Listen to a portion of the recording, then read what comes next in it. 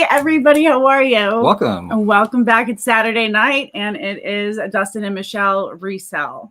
Yeah, welcome. If you're just joining us tonight, thanks for joining us on the live or on the replay. And we are full-time resellers. We love what we do, so we have a YouTube channel about it. You'll see us here Saturday night. And my gosh, guys, thank you for joining us once again. And tonight we're going to be talking about something that is near and dear to your heart, honey. That's true. It's something that we don't always see very often out there, but you're going to find these things at yard sales, perhaps estate sales. Maybe even online too.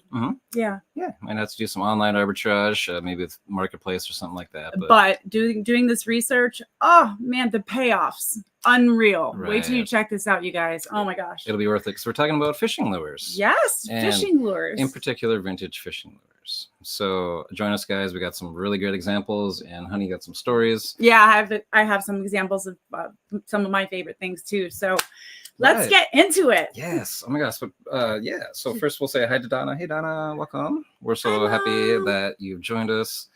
And like I said, this is near and dear to your heart because you're practically a bass, I learned it from my mom. a trophy bass fisherman. Okay. So I hear. Okay, so yes, my dad was like a part-time professional bass fisherman, whatever, on the side. But my mother was actually the one who taught. She used to take the baby swimming pools that are made out of plastic, and she would fill them with water at our cottage. And we were like 4 or 5, and she would put the fish that she would catch into the swimming pool with us. So we would play with like perch and rock bass, and we thought it was the coolest thing ever. And so yes, I learned my love of fishing not only from my father but also from my mother. Awesome. Yes. What an awesome story. Thanks, Donna. But I got distracted there. I wanted to give you guys just a little bit of history. Oh, sure. Before we get started in this. So, I mean, fishing lures have been around since the Stone Age. And back in the day, they used to make lures out of flint, bone, and beaks and claws of birds of prey. I mean, they really got creative, right? Yeah, sure, of course they had to. And so it was 1898 that Headin, huge manufacturer, as you'll see the name over and over again, actually created the first fishing lure, specifically lure, that was actually recorded. So yeah, so like the first ones that are available, for public, for sale. It's they're probably the biggest company. I mean, there are so many different companies out there that made fishing, vintage fishing lures, like Headin, like you mentioned. There's Bagley, Norman, Rebel, Rapala, Berkeley, Bomber, Cordell, Creek Chub. There's Shakespeare, South Band, Papa, which is something that you were one of my faves. Yeah, and there's just so many, out there, and we're going to show you lots of good examples of ones that are going to be worth some huge money if you can come across them. Unbelievable. So let's get into it. I have a question for you. Oh, sure. Real quick. How can you tell kind of right off the bat if you're looking at a vintage lure? Oh, sure. So generally, you can tell, there's going to be some patina, there's going to be some cracking, in the paint or whatever. But one big thing is if it has glass eyes, you know that you have one of the earliest ones, so like turn of the century-ish. They're going to be made with glass eyes. If they're painted or they have the decal eyes, that doesn't necessarily mean that they're not vintage. Right. It just means that they were made probably after 1950. Yeah. So, I mean, just keep that in mind. You're going to know that some vintage ones are vintage just by how old they look. So. And fishing lures really blew up too after the war because soldiers came home and they had more time on their hands to, do fishing. And that's another reason why around the 50s and so it exploded. Right. And a lot of these companies that you're going to hear about, and a lot of these are made in the United States, right around the Great Lakes area. Yeah, actually, there were 3 or 4 we read about that were in Michigan, including Kalamazoo. Mom, check that out, right? Yeah, oh my gosh, all these really cool old manufacturers. So let's check this out. We're looking at the unofficial eBay price guide here, and that's in the sold area. So we're searching for vintage fishing lures here, just those 3 keywords. And we see that there's over 100,000 results available on eBay right now for vintage fishing lures. So we're going to scroll down and we're going to check the sell-through rate by now checking the sold items. And we'll see the number there is 66,000 results have sold in the past 90 days. Now that, yeah, 66,000 fishing lures. Yes, in the past 90 days. So that is a 66% sell-through rate. That is a really great number with these 3 keywords. So, I had no idea. Hey. Wow, that's a lot of fishing lures. Holy cannoli. It sure is. That's like 22,000 a month. If you do the math here, let's do that. 22,000. I'm just laughing because it's preposterous to me. I really just can't believe it. Yeah, no, that's 244 vintage fishing lures every day sell on eBay. So chances are, when you do find a nice big tackle box full, pick it up. Let's check out this example of that. What can happen if you find a nice big tackle box full of vintage fishing lures. Now, this person spread out this big tackle box that they found, somebody's huge collection, and they put it up and they got $542.88 with 32 bids. Yes. And it looks to me like there's a variety of shapes and sizes, years. They don't look like they're all necessarily vintage. There's just a whole bunch of them. Right. And some of them are still in the package up here, as you can see. Yeah. Oh, I seen this different picture. Oh, yeah. Oh, there's some nice ones. Yeah. Oh my gosh. So all these different styles, all of these different brands and everything like that. Spinner baits, top water. There's a pop bar right there. It's one of my favorites to fish with. Okay. Headin, there you go. See, they were known for frogs. Phillips even. Okay. Yeah. So we're looking at, all of these really cool different brands, and I mean, these are like little works of art as well, right? They are. And I actually learned that it was predominantly women who painted the vintage lures. I guess, I don't know. They thought that women were great artists, and then so there's some beautiful works of art, like you said, babe. Yeah. Oh my gosh. Look at those little spinner baits. Oh my God. So see that little nose right there? The longer that little nose is on the front is the deeper it wiggles and goes down under the water. Oh, okay. Wow. Okay. Yeah. I had no idea that was why that was like that. Yeah. Thank you, honey. Thank you for that education. Yeah. Wonderful. So, you're going to be hearing a lot of tidbits of her expertise in fishing, and so this is really cool. I really like this. Now let's check out the bids, because there's 33 bids on this particular lot. Let's see where it started out with. There was 33 bids, 15 different bidders on this. Wow. So let's see where it started out. Where'd they? I always love this part. I want to know where you started. 99 cents. What? 99 cents. Oh gosh, these people seem to have real guts. I know, it really does take guts to start at 99 cents. But when you know that people are gonna, bid this up, you can see that when you search vintage fishing lures, you can see that there are a lot of auctions and a lot of bids. So that makes it a little safer to put it on auction. That's the only time I'll use an auction. I'm sure this person did a lot of research on this incredible collection before it was listed. Right. So, yeah.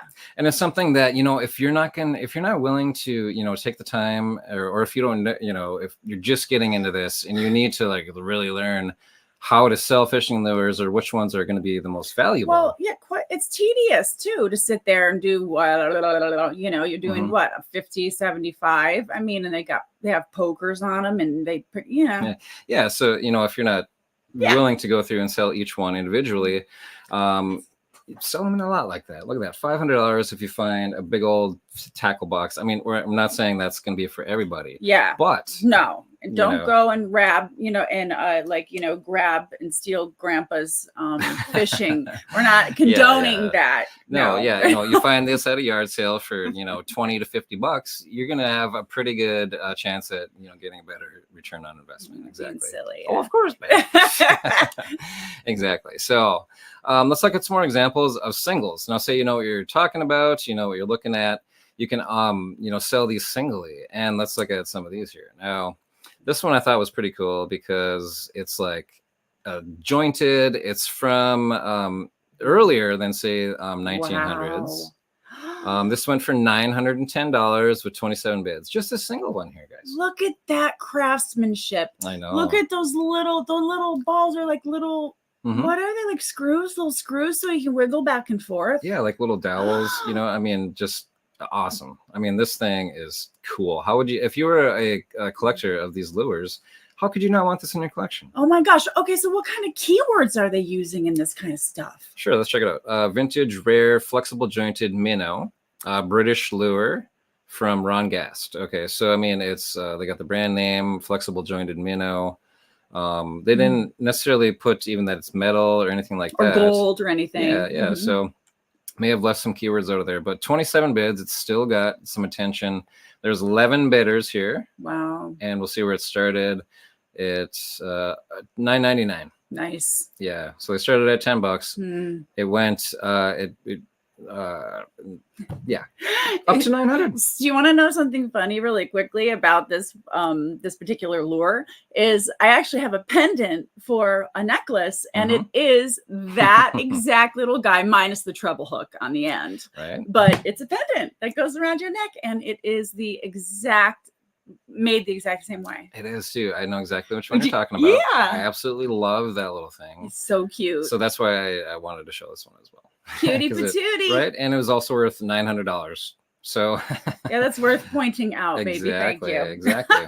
Now let's check out some more of these singles here. They're going to go for big bucks. Now these are going to gradually increase in price. So check this out, guys. This one here, $1,780, guys, for this Headins. Again, Headin. Headin, yeah. This has the original box, so that they're going to make it even more valuable and desirable, because these boxes, I mean, look how old this is. It could have disintegrated. You can see wet spots. Gorgeous. And underneath this paint job is actually wood. Do you know how much time it put? Look at that. The lack. Oh, wow. Yeah, I mean, that thing has never been used, I'm sure. 1, 2, 3, 4, 5 sets of treble hooks on that. If something bites that and you don't catch it, we need to talk. Yeah, right. Okay. Exactly. Yeah. You're gonna stab yourself 6 times trying to get it out of the fish's mouth, but I know, right? At least you got it. You know? If you want to show off, like me sometimes, yeah, I'll fish like that. It's not fair, is it? I don't know. And look, it has glass eyes. Look at the peeper. Pretty cool. It's creepy. I know, it is kind of pretty cool. So yeah, the original box and everything, again, $1,780 for this one lure, guys, and 35 bids. So this was, people duked it out for this thing. 18 different people put bids on this thing, and let's see, it started at $100. So he was being fairly conservative, starting at 100. Yeah. Even still knowing, you know, that it jumped up, you know, 170 times its original bid. So $1,700 for one of these guys. Oh my gosh. Wow. Yep. And there's that Headin brand. So let's check out some more examples. We got a few more here because, oh my gosh, wow. Oh, I know.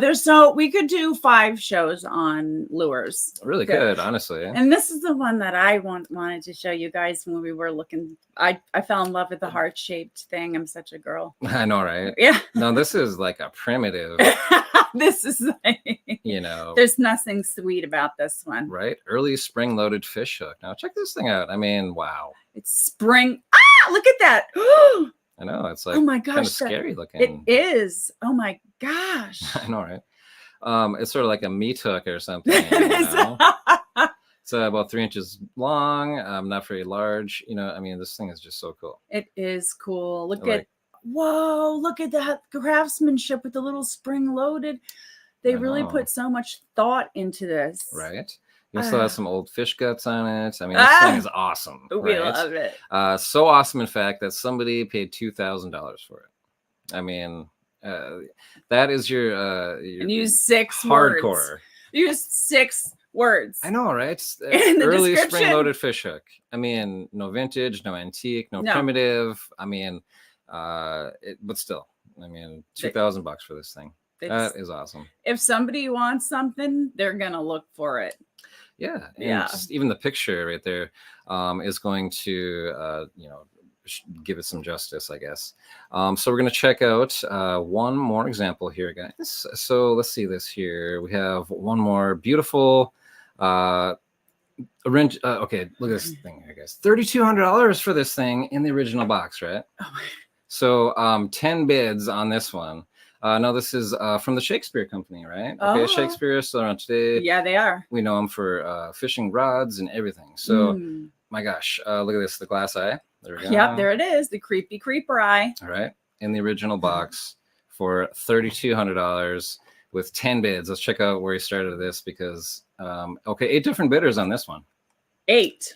Started at $500. Holy, yeah, well. And it still went up 6 times the original amount, you know? So, I mean, it just goes to show that there are collectors out here that want that, you know, particular fishing lure in their collection.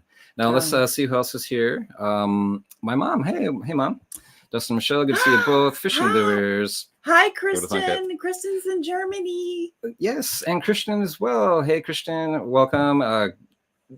Thank you so much for your support, Kristen. We always hear from you on the videos. We love it. Thanks so much. Thank you. Oh my gosh, guys. Stink Ass Cat just gave us a super chat of $20. Oh my gosh, thank you so much. We are so grateful for your support. Thank you so much. Oh my gosh. Stink Ass Cat, we love your comments on our videos and wonderful super chat helping support us. Thank you so much. Oh my gosh, yeah, so that you just made our week, our year. Gosh, right? No, thank you so much. Yes. Oh my gosh. Wonderful. We can. Oh, thank you so much. I'm really excited about some of the stuff that we just shared, but there's one creepy thing that I would love for you to show everybody before we go. Oh, sure. Okay, so but first, Stink Ass sorry. Cat. No, yes. Again, thank you again, Stink Ass Cat. He's also saying that they make such awesome display pieces, right? Like, and that is an end of the segue of what you just were saying here. Oh yeah, there are a couple of things. Now this we happen to find on the side of the road for free. Check this out, guys. These are some vintage fishing fly lures here. My gosh, these say circa 1900 English salmon. Honey, oh my gosh, please. What do you know about these? Yeah, so I found these. I think we found them on the side of the road free. I think it was. But you can tell circa 1900. What I found so interesting about this is the hooks themselves haven't changed much. And I don't know if you can see it, but it does have the barb right there. There's a little barb.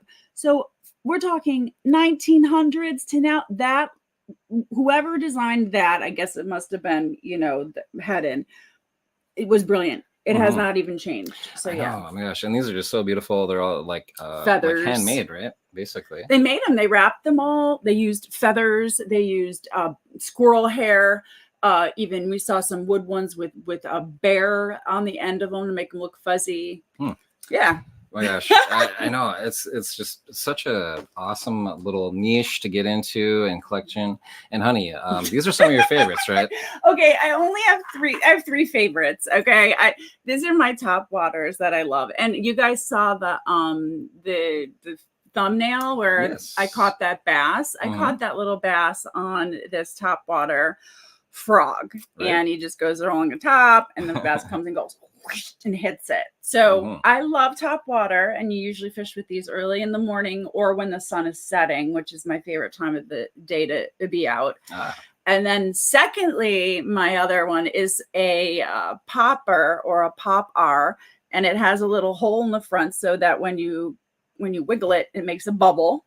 And this has 2 sets of the treble hooks. Trebles are 3. So you have 6 of these. Chances of you actually catching the fish when it nails it, bites it, are much higher with the trebles, as you can imagine. Yeah, totally. These are so cool, honey. And I'm looking at this here, and I'm seeing, like the sort of like pink mouth. It looks like, I thought maybe it was a glass eye, but this is definitely painted, or we heard of some of them, you know, like the older ones being like a tack, you know, with a painted tack. This is a Rapala. Okay. I remember in Minnesota we called it Rapala. Rapalas. I know, right? It's like tomato wherever you're from. But yeah, I'm a sucker for top waters, and and I'll go do a bobber and a fish with a worm any day. Oh, I know. And you know, back fishing with my dad on the lakes of Minnesota, land of 10,000 lakes. I mean, it's just hard not to fish when you're younger. My daughter and I have gone a few times. She loves fishing. We've gone out a couple of times, honey, and I mean, we got our new kayaks, so we're raring to get back out there.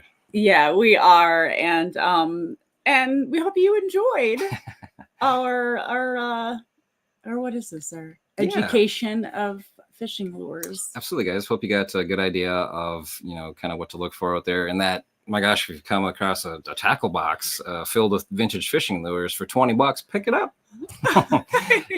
Take your chances on it. There's chances are that, you're going to be walking away with some big bucks. There's so many dark barns that we've been in as we've been digging around for stuff. You might get lucky and find like an old fishing, like I don't know, what is this? My fishing box. You might find Grandpa's Plano fishing box in the back. But anyways, this was a really fun show for me. Yeah, I know it's super dear to your heart. It and is. You love fishing. I love to go fishing with you. It's fun to see what you catch, and throwing a bobber in myself. It's been years since I've caught a fish, and I can't wait to catch one. Stink Ass Cat says, keep up the good work, and thanks again so much, Stink Ass Cat, for your super chat. That makes us so happy. Thank you. Very wonderful. And for everybody's support, likes, comments, and shares, we so appreciate it. Thanks for subscribing and supporting us, and we will see you next time, guys.